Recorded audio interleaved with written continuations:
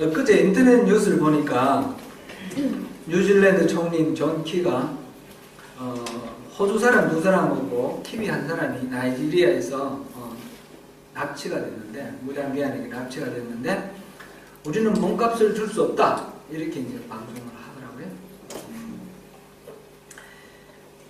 이번에 몸값을 주면 비슷한 환경에 있는 다른 나라에 있는 우리 키위들이 더 위험해진다. 그러니까 몸값을 줄 수 없다, 그런 말이었습니다.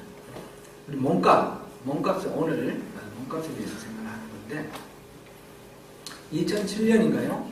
한국이 완전히 난리가 난 적이 있죠. 분당 샘물교회 성도들이 아프가니스탄에 단기 선교를 갔는데, 그 탈레반에게 납치되었습니다. 납치되어서 2명이 부목사님하고 청년 1사람하고 2명이 그때 피살되었고, 다른 사람들은 고생 실컷 하다가 이제 돌아왔는데, 밝혀지지는 않았지만, 공식적으로 밝히지는 않았지만 아마 많은 몸값을 주고 그렇게 풀려 나온 것 같습니다. 또 2010년을 전후로 해서 소말리아 해적들이 아주 이렇게 많이 발언을 한 그런 기억도 납니다. 우리 3호 주얼리호 인질로 잡혔는데, 우리 해군 청해부대 해군이 가서 구출을 해왔어요. 선장이 총 맞고 그랬는데 구출을 해왔는데, 소말리아 사람들이 이 해적질을 해서 수천억 달러를 번다고 그렇게 신문에 계속 나왔습니다. 그래서 세계 모든 나라들이 다 연합을 해서 러시아, 미국, 프랑스, 독일, 우리나라 포함해서 일본 연합해서 해적들을 소탕하던 그런 기억이 납니다. 지금은 어떤지 모르겠어요. 아직도 해적이 있는지 없는지. 이런 뉴스에서 듣는 말, 몸값, 영어로 랜섬. 오늘 본문에서 예수님은 자신을 랜섬, 대속물로 주었다 그랬습니다. 성김을 받으러 온 것이 아니라 성기로 왔고, 많은 사람들을 위해서 대속물로 주려 했다, 이런 말씀하셨습니다. 이것을 우리는 대속물 또는 속전, 이렇게 말합니다. 속자가 한자를 보면 우리가 이해가 되는데, 이 조개패변이거든요. 조개패변. 속자가 돈으로 뭔가 한다라는 얘기입니다. 이 속전은 노예가, 가족이 이렇게 노예가 됐다 그러면 돈을 주고 그 가족을 사서 이렇게 사올 때, 그렇게 사오는 그 값, 그것이 바로 속한다, 속전, 이렇게 말합니다. 그것을 또 대속물로 이렇게 오늘 연결해 놨고요.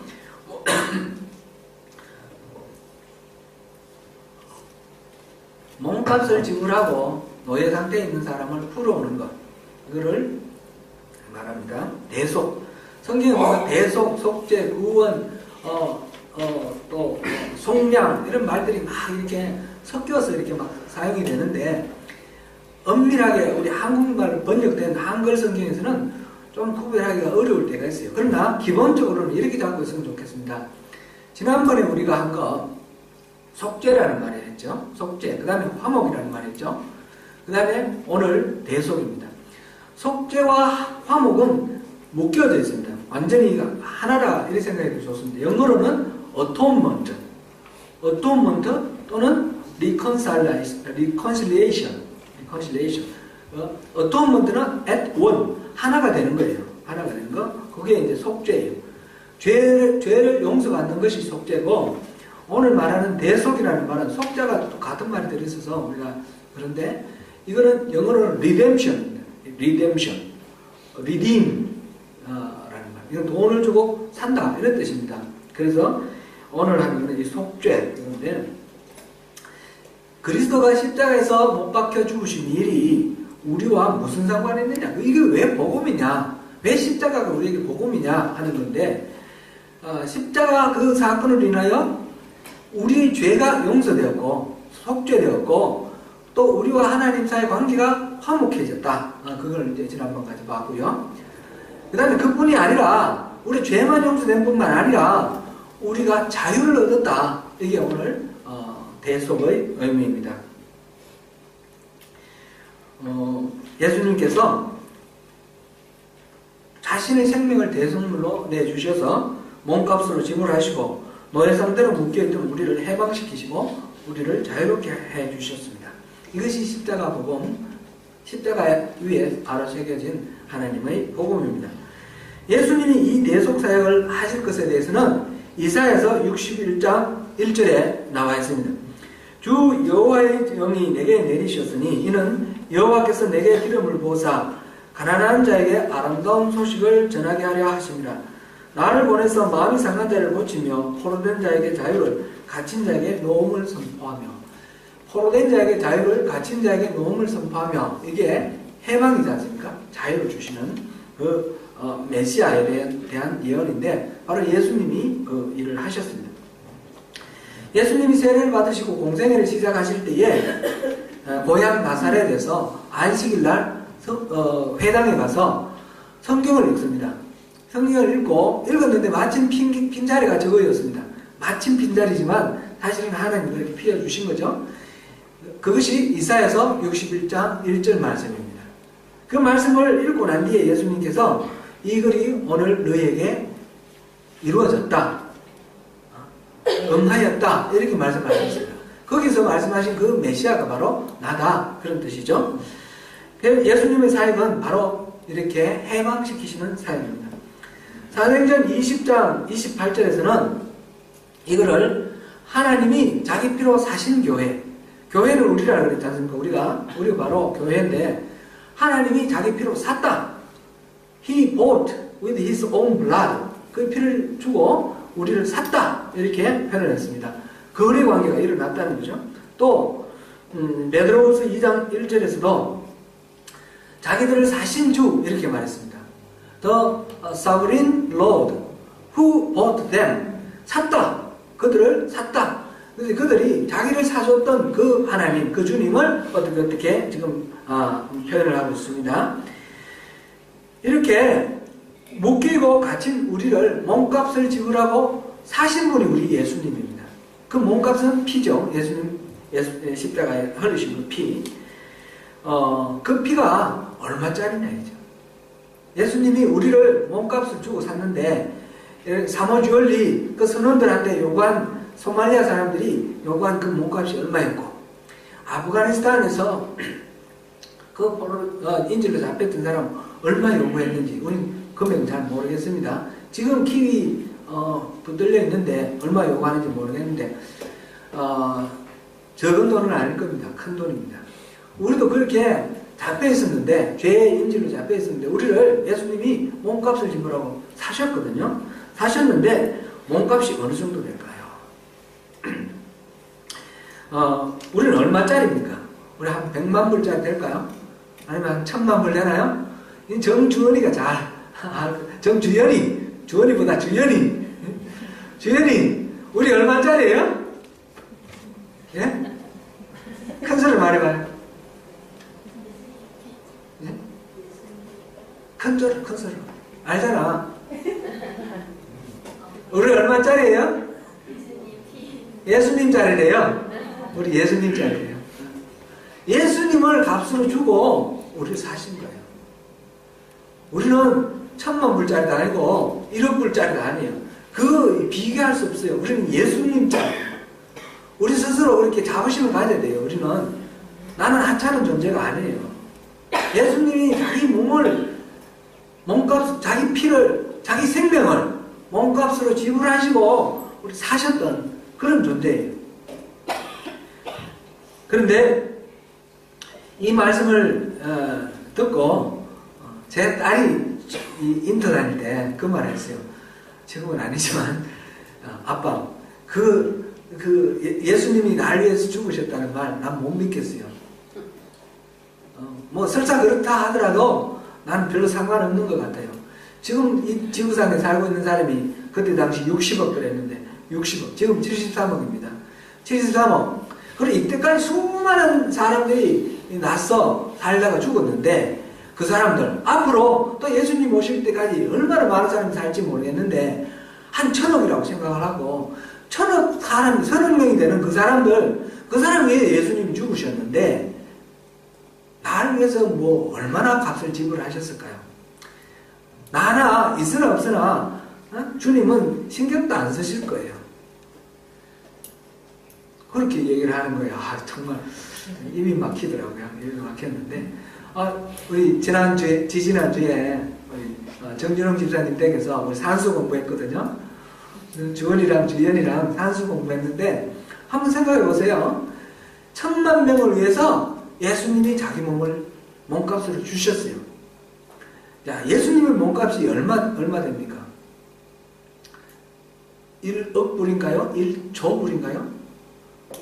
돈을 새길 수 없습니다. 세상 이 우주 만물 다 주어도 살 수 없는 우주 만물을 만드신 분 아니세요?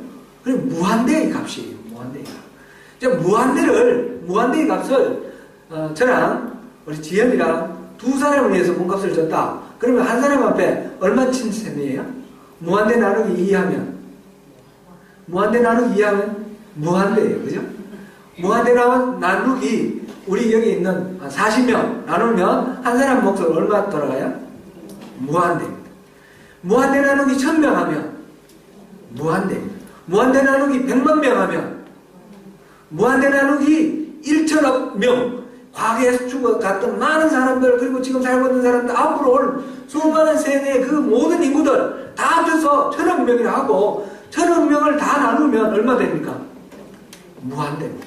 이 말은 한 사람 오직 나 하나만을 위해서 예수님이 죽으신 거나 마찬가지라는 뜻입니다.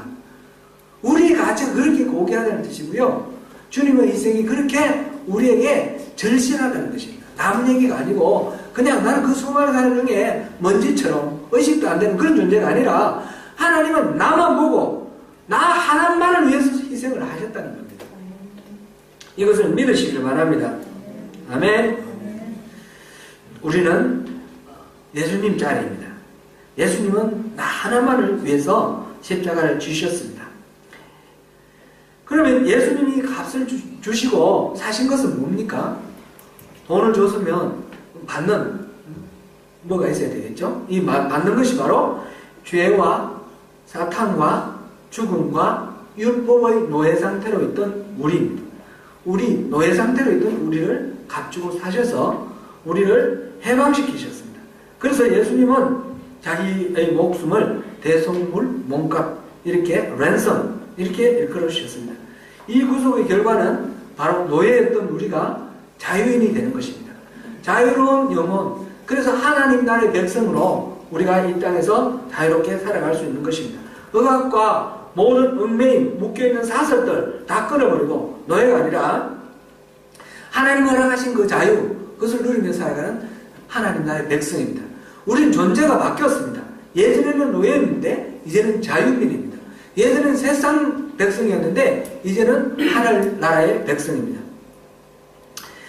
그러면 우리가 받게 된 이 자유, 우리가 누리게 된 자유는 무엇인지 여러 가지로 수도 없이 말할 수 있지만 대표적인 걸 4가지만 우리가 얘기를 한번 나눠보겠습니다. 첫 번째로는 죄로부터의 자유입니다. 이게 가장 핵심입니다. 요한복음 8장 34절 36절입니다. 같이 한번 읽어보겠습니다.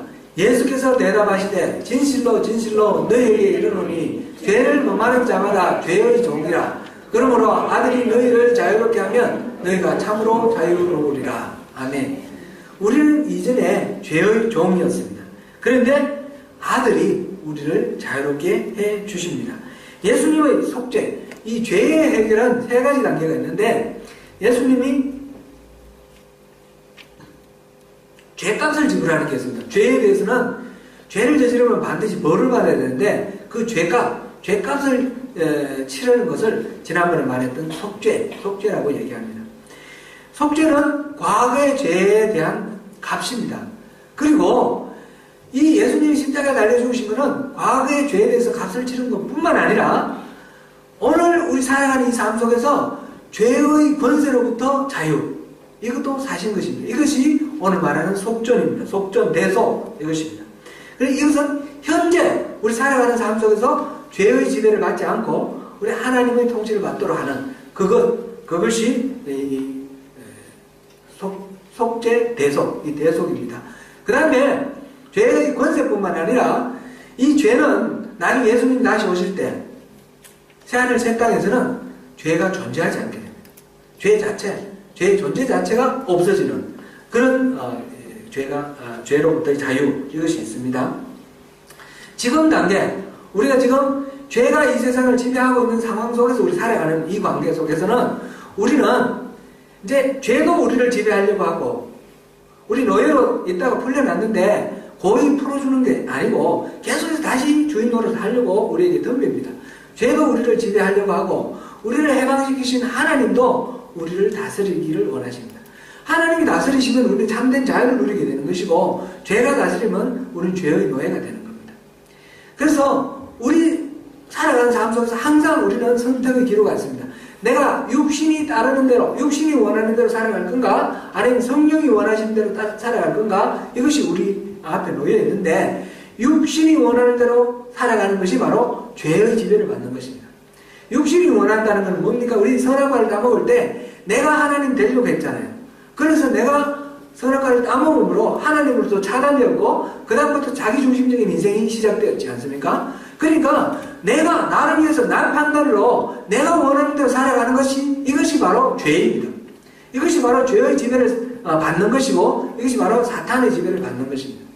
그래서 육신의 소욕을 따라 살 것이냐, 아니면 여기서 벗어나서 하나님의 소욕대로 성령님, 우리 안에 계신 성령님이 이것을 또 살아갈 건가? 그게 기로가 있는데, 성령님이 우리를 해방하시고 난 뒤에 그냥 내버려 두지 아니하시고 우리 안에 늘 소원을 주십니다. 소원을. 우리 구원받은 백성들에게는 소원이 있습니다. 하나님 말씀대로 살고 싶다. 이제는 죄에서 벗어나고 싶다. 우리는 이제는 성령이 이끄시는 대로 살고 싶다는 소원이 있습니다. 소원을 우리 안에 심어주시고, 그리고 그 소원대로 우리가 순종하고 나갈 때 살 수 있는 능력을 주십니다. 이게 우리를 해방하신 우리 하나님의 증거입니다. 이렇게 살아갈 때 우리는 참된 자유를 누리게 됩니다. 나중에 예수님이 오실 때는 이 죄의 유혹조차도 없어질 겁니다. 죄 자체가 없어질 겁니다. 첫 번째는 죄로부터의 자유, 이것을 우리에게 허락하셨고요. 두 번째로는 사탄으로부터의 자유입니다. 사탄, 요한일서 3장 8절 말씀입니다. 같이 읽습니다. 시작. 죄를 짓는 자는 마귀에게 속하나니 마귀는 처음부터 범죄함이라. 하나님의 아들이 나타나신 것은 마귀의 일을 멸하려 하심이라. 예수님께서 이 땅에 오셔서 하신 사역 중에 많은 사역이 귀신을 내쫓는 그런 사역이었습니다. 그것이 바로 마귀를 없애는, 마귀의 지배를 끊는, 그것을 통해서 우리가 자유, 하나님 나라의 백성으로서 누리는 그 자유를 맛볼 수 있는 것을 눈으로 보여주시는 것입니다. 예수님의 사역은 다 데몬스트레이션입니다. 귀신을 쫓는데 다 귀신 전부 쫓아버리는 것이 아니라 몇 사람 샘플로 쫓아보내셨죠. 병 고칠 때도 병을 다, 이 지구상에 있는 모든 병든자를 다 고쳐주신 게 아니고 예수님이 가셔서 샘플로 몇 사람 고쳐주시죠. 그래서 예수님의 사역은 데몬스트레이션입니다. 그래서 마귀로부터 해방되는 것을 그때 보여주셨습니다. 세 번째로는 죽음으로부터의 자유입니다. 로마서 6장 6절입니다. 같이 읽습니다. 시작. 만일 우리가 그리스도와 함께 죽었으면 또한 그와 함께 살 줄을 믿나니. 아멘. 우리가 예수 그리스도의 십자가 못 박히신 그 복음을 우리가 받아들이고 진정으로 받아들이고 나를 십자가에 못 박으면 난 죽고 끝나는 것이 아니라 예수님의 부활과 함께 나도 부활합니다. 이것이 우리의 죽음으로부터의 자유를 허락하시는 하나님의 은혜를 누리는 방법입니다. 그리스도의 부활로 우리는 죽음의 세력으로부터도 자유하게 되었습니다. 히브리서 2장 14절에서 15절을 한번 보시겠습니다. 같이 읽습니다. 예수님의 죽으심을 통하여 죽음의 세력을 잡은 자 곧 마귀를 멸하시며 또 죽기를 무수함으로 한평생 미어 종노릇하는 모든 자들을 도와주려 하십니다. 아멘. 세상에 이렇게 세상에서 가장 무서운 사람이 어떤 사람인지 아세요? 자기 죽을 줄 모르고 설치는 사람. 우리가 뭔가 목숨에 대한 애착이 있으면 조심하게 되고 무서워하게 됩니다. 자기에게 무슨 피해가 올까 무서워하는데 막가파들 있잖아요. 막가파. 이런 경우는 죽음을 두려워하지 않으면 정말 아무것도 거리낌 없이 다 행동을 합니다. 이제 막가파하고는 다르지만 우리는 영원한 생명에 대한 소망이 있지 않습니까? 이 땅에서 삶을 종식하고 죽는 거하고 천국 가는 거하고 이 땅에 사는 거하고 죽고 천국 가는 거하고 어느 게 더 좋습니까? 어렵나? 이 질문이 되게 어렵습니까? 이 땅에 지금 살아있는 거하고 우리가 죽고 천국에 진짜 근심도 없고 염려도 없고 아픔도 없고 고통도 없는 그 천국에서 사는 거 어느 게 더 좋습니까? 천국에 가는 게 더 좋죠. 그런데 우리가 이 땅에 지금 할 일이 있으니까 이 땅에 사는 거예요. 그런데 이거 우리가 만약 누가 너 죽여 그러면 두렵습니까? 안 두렵습니까? 죽여라. 난 천국 가면 좋다. 이렇게 될 거 아니에요. 그죠? 이를테면 그렇다는 거죠. 죽음의 두려움으로부터 자유로워지는 이것이 십자가 복음에 대해서 정확하게 알게 되면 확실하게 그것을 우리 마음에 품고 믿게 되면 우리는 어떤 두려움도 없습니다. 이 세상에. 어떤 두려움으로부터 벗어나는 그런 자유를 누리게 됩니다. 네 번째로는 율법으로부터의 자유입니다. 제 첫 번째는 죄로부터의 자유. 두 번째는 뭐였어요? 마귀로부터의 자유. 세 번째는 죽음으로부터의 자유. 네 번째 율법. 그 다음에 나머지들이 있는 거는 이 안에 전부 이렇게 범주를 넣어서 생각하면 됩니다. 이 율법으로부터의 자유. 로마서 7장 6절 우리가 같이 한번 읽겠습니다. 시작. 아닙니다. 7장 6절. 로마서 7장 6절 없나요? 없어요? 제가 빠뜨렸나 보다. 그러면 제가 읽어드리겠습니다. 이제는 우리가 얽매였던 것에 대하여 죽었으므로 율법에서 벗어났으니 이러므로 우리의 영의 새로운 것으로 섬길 것이요 율법 조문의 묵은 것으로 아니할지니라. 우리는 얽매였던 것에 대해서 죽었습니다. 그래서 율법에서 벗어났습니다. 예수님이 십자가에 달려 죽으심으로 율법으로부터도 자유합니다. 우리가 신앙생활을 하면 모르는 사이에 자꾸 율법에 얽매입니다. 율법에서도 우리는 자유해야 됩니다. 이거 우리 잘 이해를 해야 되는데 우리 주일날 예배하러 오실 때에 혹시 이런 마음으로 예배하시면 안 됩니다. 이거는 제가 첫 번째 다섯 번 설교할 때 제가 말씀을 드렸던 것입니다. 혹시 예배를 받들여서 이렇게 놀러 가거나 하면 하나님이 노하셔서 교통사고가 난다든지 다리가 부러진다든지 혹시 보복을 받을까 겁이 나서 주일은 꼭 내가 지켜야지.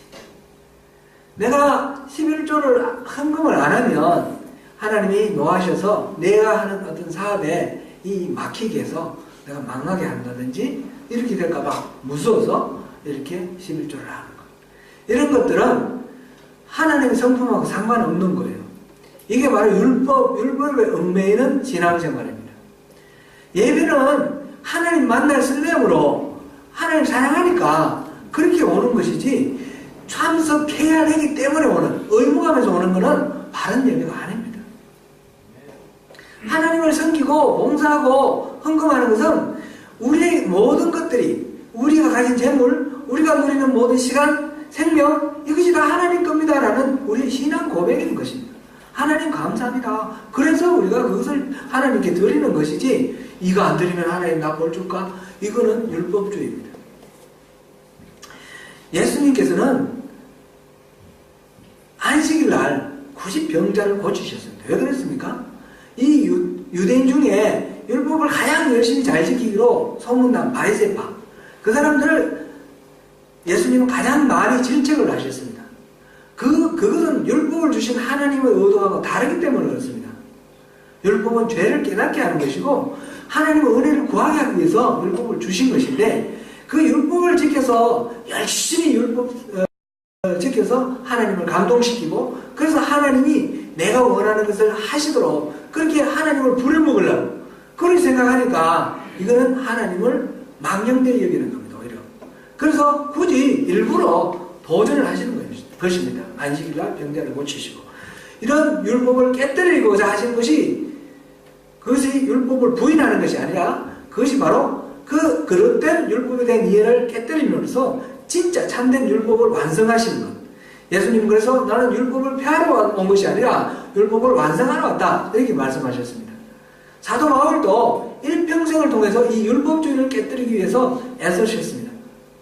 갈라디아서에 보니까 그 율법을, 예수를 믿어도 율법을 지켜야 된다, 할례를 받아야 된다, 안식일을 지켜야 된다, 이렇게 가르치는 그런 사람들을 향해서 그런 다른 복음은 없다, 만약 그런 것을 전한다면 그런 복음, 다른 복음을 전하는 사람은 저주를 받아 마땅하다, 이렇게 말했습니다. 바울 사도의 일생은 바로 이 율법주의와의 싸움이다, 이렇게 말해도 좋습니다. 그런데 왜 오늘날 우리가 율법에 매여 삽니까? 왜 예수를 믿는데 율법주의적으로 믿습니까? 닐 앤더슨이라는 사람이 쓴 자유함이라는 책이 있는데요, 혹시 있으시면 꼭 이렇게 돌려가면서 한번 보시기 바랍니다.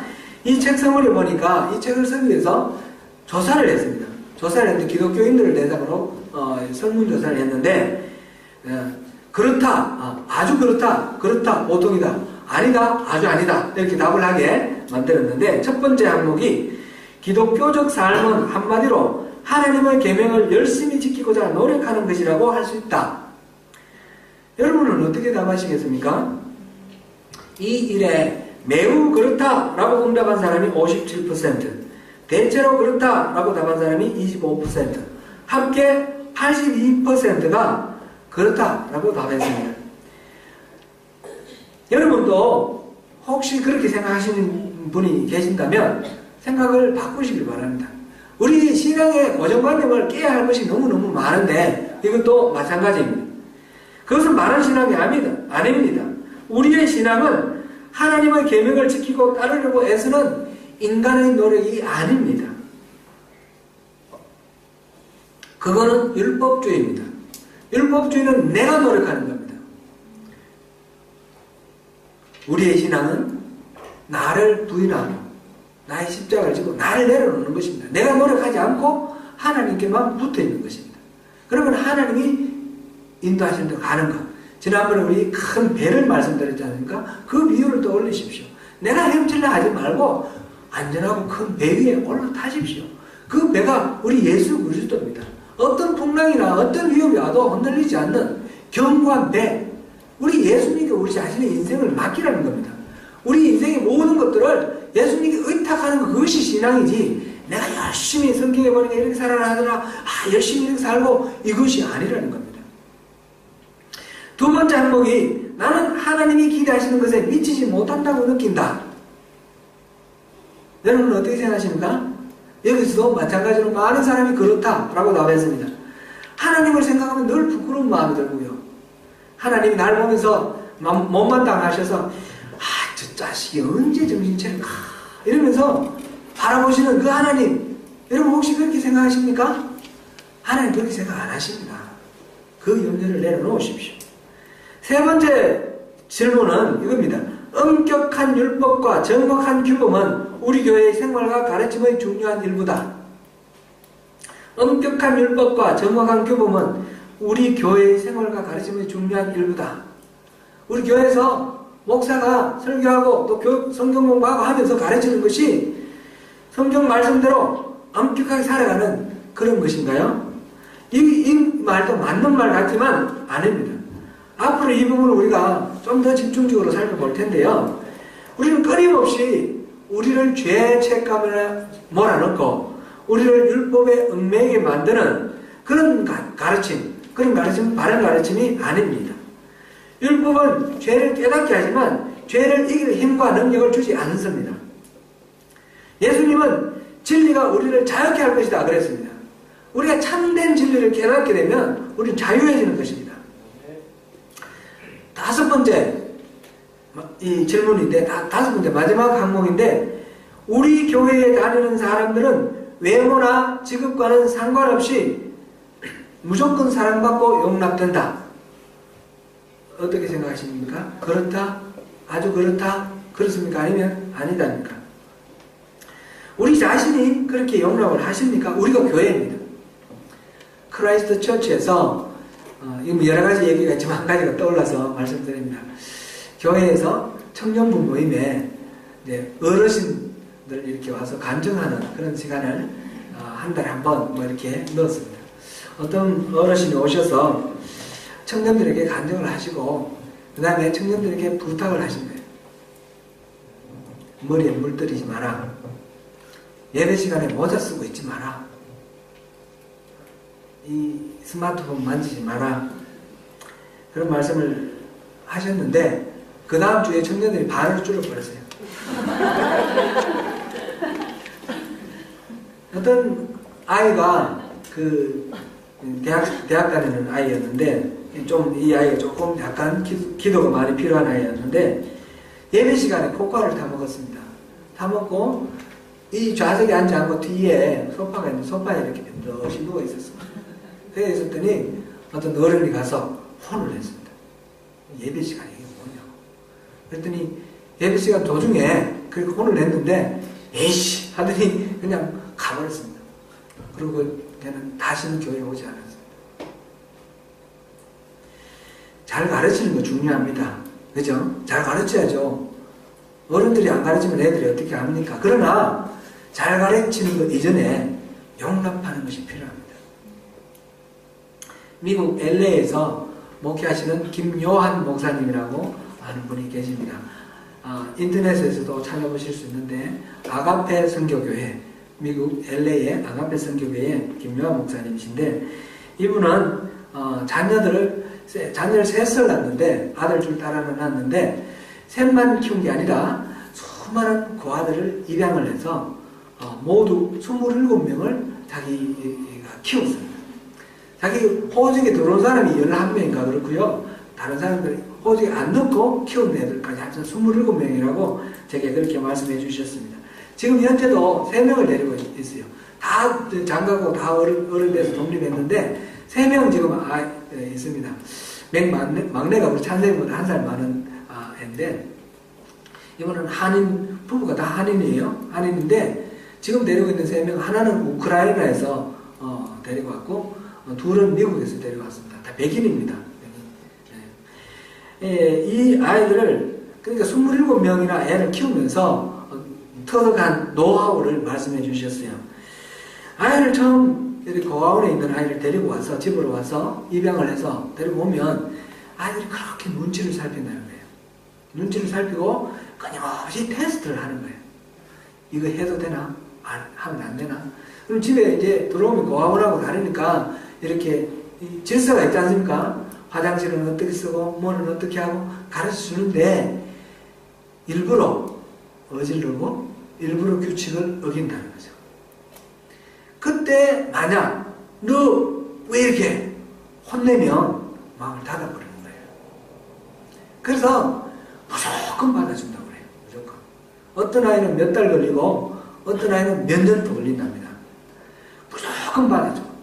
어질러도 받아주고 또 규칙을 깨뜨려도 받아주고 나가서 싸워도 받아주고 뭐 물건 훔치고 이렇게 문제가 되어도 받아주고 무조건 감사해주고 넌 내 사랑하는 아들이다. 넌 내 사랑하는 딸이다. 무조건 받아주는 거예요. 이 아이들이 이 두 분이 진짜 내 엄마 아빠로 나를 입양하긴 했는데 진짜 우리 엄마 아빠가 맞는가 테스트를 해보는 거예요.